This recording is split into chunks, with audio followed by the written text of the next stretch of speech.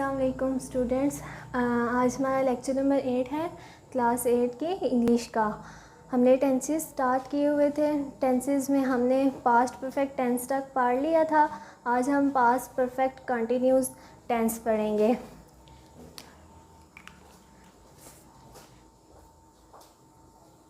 Past perfect continuous tense को उर्दू में fail, माजी,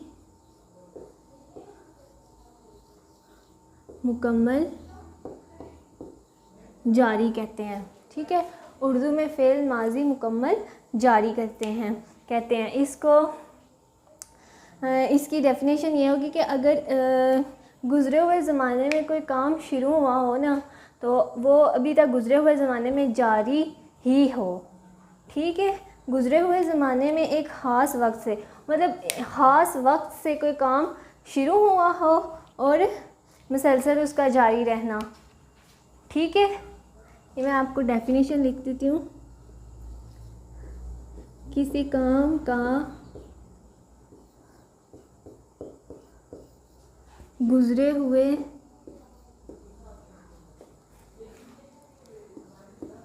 ज़माने में किसी ख़ास वक्त में शुरू होना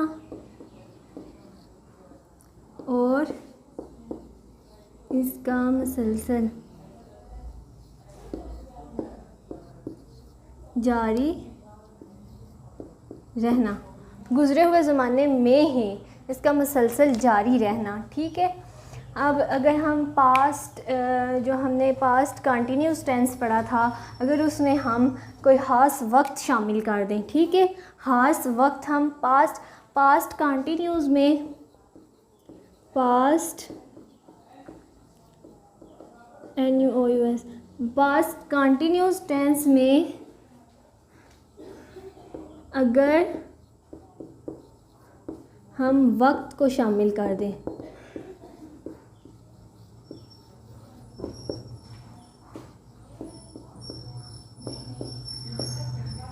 तो पास्ट परफेक्ट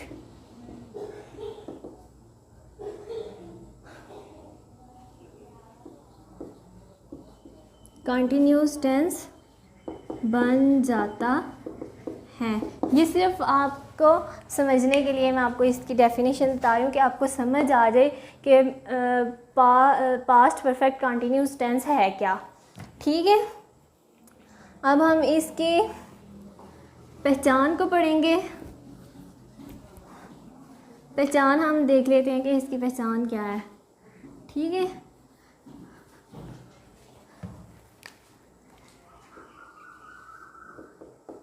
पहचान इसकी वही होगी जो पास्ट कंटिन्यूस टेंस की थी। रहा था, रही थी, रहे थे, लेकिन चेंजिंग ये हुई है कि वहाँ पे वक्त और मुद्दत नहीं थी और यहाँ पे वक्त और मुद्दत है। ठीक है, हमें अच्छा जी, इसकी पहचान है उर्दू फ़िक्रे के आहर में रहा था, रही थी, रहे थे वगैरह वक्त और मुद्दत के साथ आता है। ये इसकी पहचान हो गई है, वक्त और मुद्दत।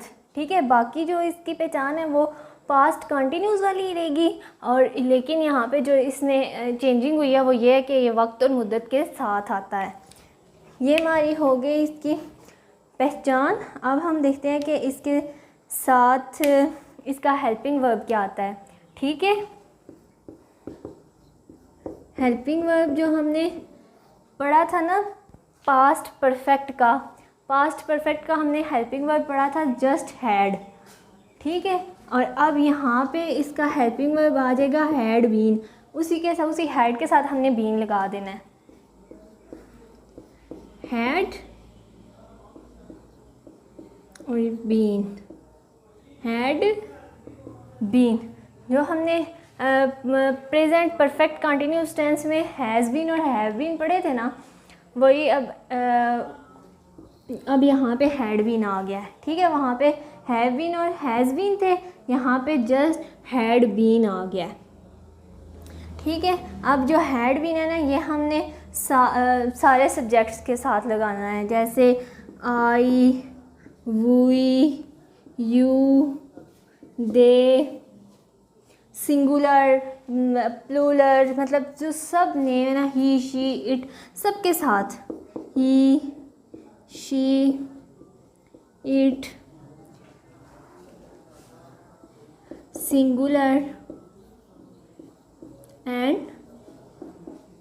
प्लूरल जो नेम होंगे उनके साथ हमने लगाना है हैड बीन। हमने हैड बीन लगाना है सब सब्जेक्ट्स के साथ। ये जो सारे सब्जेक्ट्स हैं इनके साथ हमने जस्ट हैड बीन यूज़ करना है। अब हम देखते हैं कि इसकी फॉर्म ऑफ वर्ब क्या आ जाती है ना। फॉर्म ऑफ वर्ब इसकी वही हो गया जो हमने past perfect present perfect continuous में पढ़ी थी ना, फर्स्ट फॉर्म प्लस आईएनजी, इसकी भी वही होगी। ठीक है, क्यों? फॉर्म ऑफ वर्ब प्रेजेंट की भी वही थी जो हम कंटिन्यूस की होती है। ठीक है, और यहाँ पे पास्ट की भी वही होगी जो कंटिन्यूस की होती है। ठीक है, फर्स्ट फॉर्म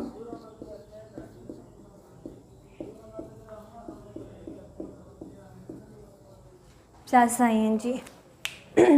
देन इसमें हमने प्रेजेंट परफेक्ट कंटिन्यूस में जो पढ़ा था ना कि एक चीज़ है जो प्रेजेंट परफेक्ट कंटिन्यू को बाकी टेंसेस से अलहदा करती है, तो यहाँ पे भी हम एक और चीज़ पढ़ेंगे, वही सिंस और फार का यूज़ करेंगे जो पास्ट परफेक्ट कंटिन्यूस को बाकी टेंसेस से अलग करता है।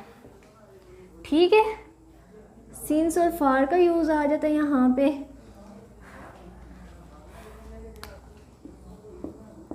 Use of since and far. अब हम देखते हैं कि सिंस और फार कहाँ कहाँ हम यूज़ करते हैं, कौन से सेंटेंस और किन के साथ, किस तरह का टाइम होगा उसके साथ हम यूज़ करेंगे। ठीक है, सबसे पहले हम सिंस और फार का इस्तेमाल पढ़ते हैं। Since and far. आप देखिए सिंस और फार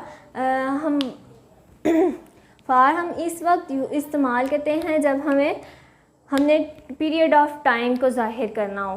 ठीक है, पीरियड ऑफ टाइम को जब पीरियड ऑफ टाइम को हमने ज़ाहिर करना हो तब हम फार यूज़ करते हैं, और जब हमने पॉइंट ऑफ टाइम को ज़ाहिर करना हो तो हम सिंस इस्तेमाल करते हैं। पॉइंट ऑफ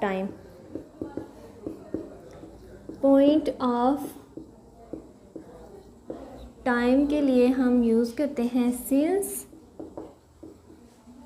और पीरियड ऑफ टाइम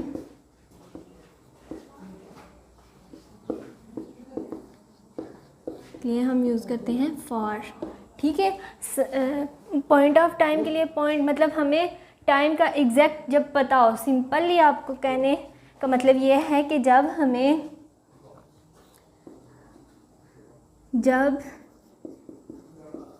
एग्जैक्ट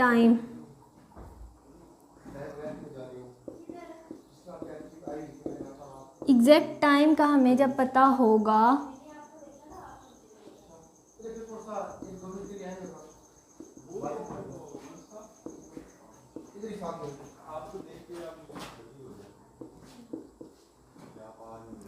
ये आपको इजी करके मैं बता रही हूँ।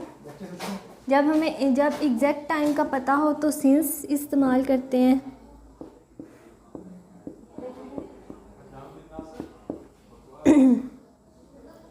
जैसे सुबह से, शाम से,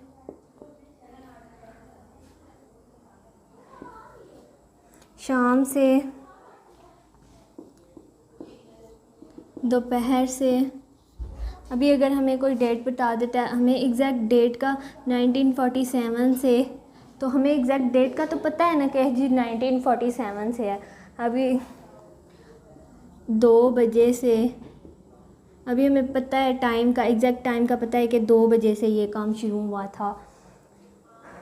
अभी मंगल से, मतलब जो वीक के नाम आ जाएंगे, मतलब नेम ऑफ वीक, वीक के जो नेम होते हैं, जैसे मंगल से, बुध से, संडे से, इस तरह से जो वीक नेम होते हैं वहाँ पे मतलब सुबह से, शाम से, दोपहर से अगर कोई डेट आ जाती है 1947 से, ये जो इस तरह का टाइम होता है 2 बजे से 3 बजे से, इस तरह में जो हम सीन्स यूज़ करें, क्योंकि हमें यहाँ पे हमें पता है सुबह जो है वो आज ही सुबह है, ठीक है। शाम जो अभी गुजरी है शाम वही होगी, दोपहर जो गुजरी है, ठीक है, जो अभी गुजरी है। ये 1947 में भी हमें एग्जैक्ट डेट का पता है कि जी 1947 में ये बात हुई थी। अभी 2 बजे से ये भी हमें पता है। मंगल से हमें दिन का पता है कि इस दिन से ये बात हुई थी, ठीक है। अब फार का हम देख लेते हैं।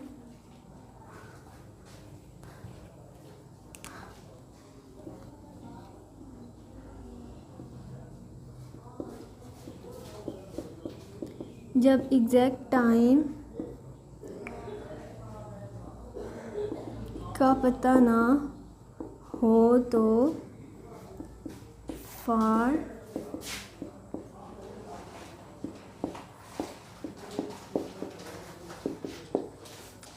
अब देखेंगे जब एग्जैक्ट टाइम का पता ना हो। एग्जैक्ट टाइम का हमें तब नहीं पता होता जब हम कहते हैं कभी कभार के 10 दिन से, 3 महीनों से, 2 हफ्तों से, ठीक है,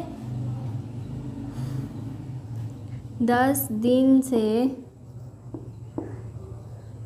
3 महीनों से,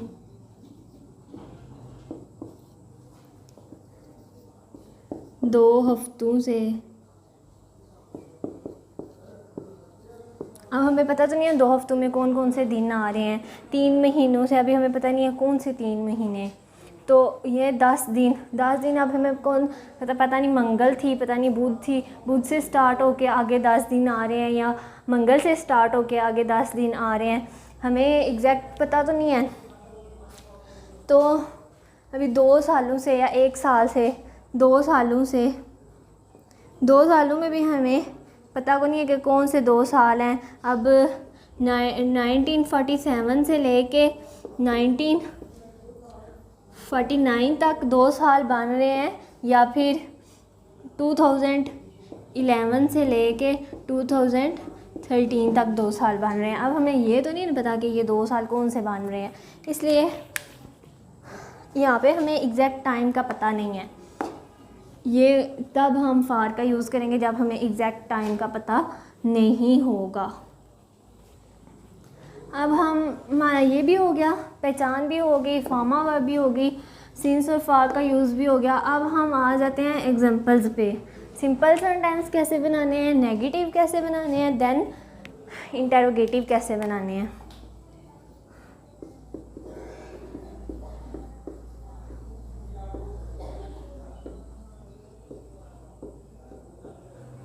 ठीक है, सिंपल सेंटेंस में सबसे पहले हम स्केच बना लेते हैं।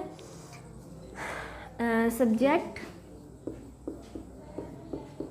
Plus helping verb plus main verb plus since और for, then object, then sign of interrogation. ठीक है, सेंटेंस ले लेते हैं। लड़की 10 दिन से ये किताब पढ़ रही थी। लड़की 10 दिन से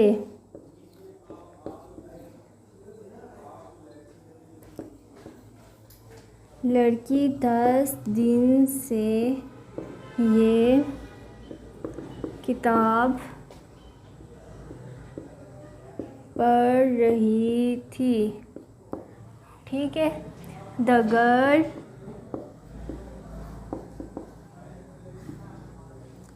helping verb had been reading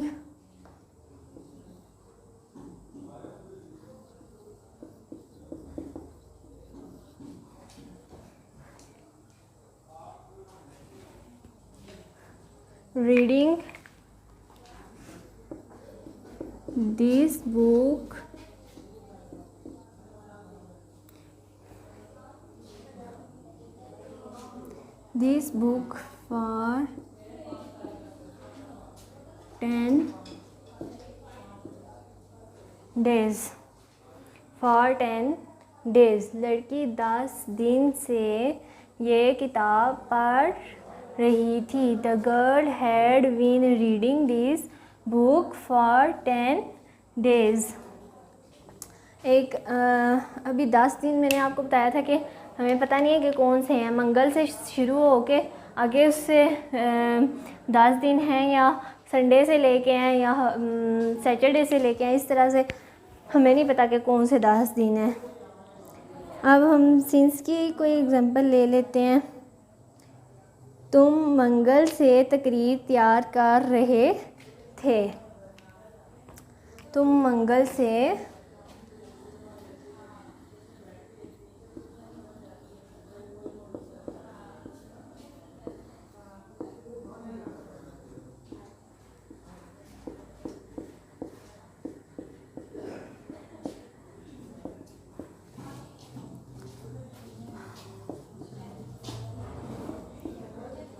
You had been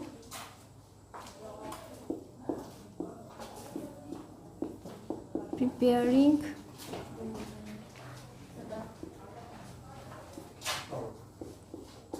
the speech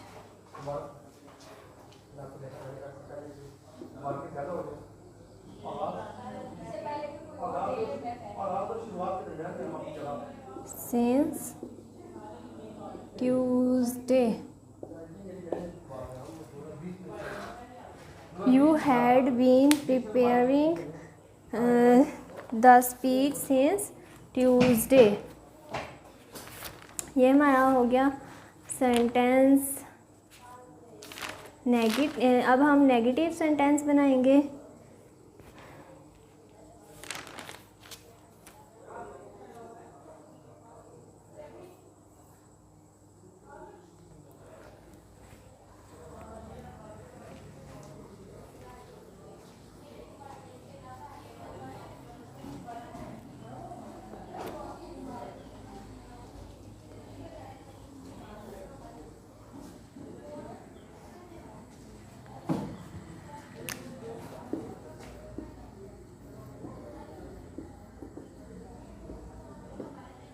negative sentence, negative में पता है आपको कि हेल्पिंग वर्ब के बाद आता है नॉट। सब्जेक्ट, अब यहाँ पे हैड के बाद, जस्ट हैड के बाद नॉट आएगा। Had not been plus helping verb plus main verb plus object. ठीक है, अब हमने क्या सेंटेंस बनाया था, वो सिंस और फॉर का। सिंस और फॉर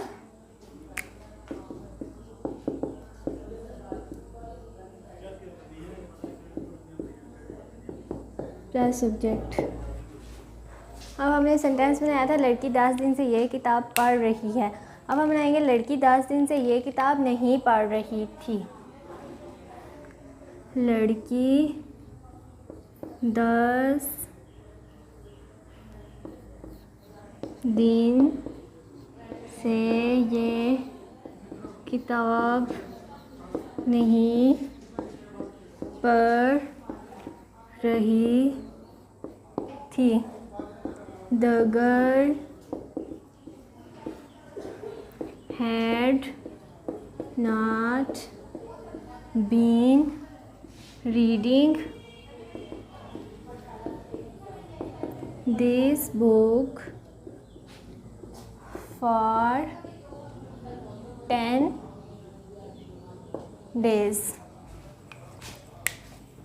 नेगेटिव सेंटेंस भी हमारा हो गया। अब हम इंटेरोगेटिव बनाएंगे। इंटेरोगेटिव में तो आपको पता है जो हमारा हेल्पिंग वर्ब होता है उसको हम स्टार्ट में ले आएंगे, और यहाँ पे हम सिर्फ हैड को स्टार्ट में लेंगे, बीन को नहीं हमने लाना।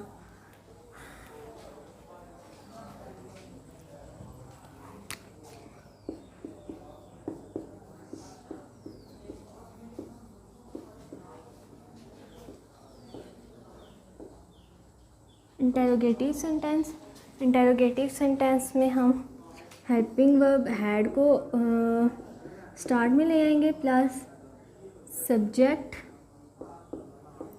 Plus been plus main verb plus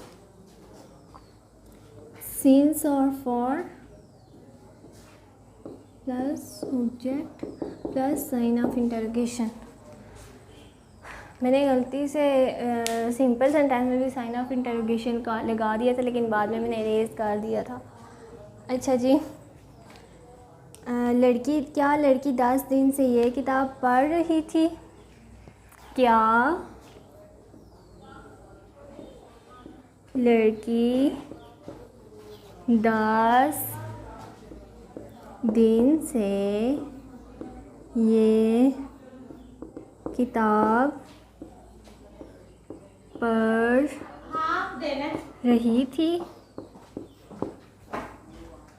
Had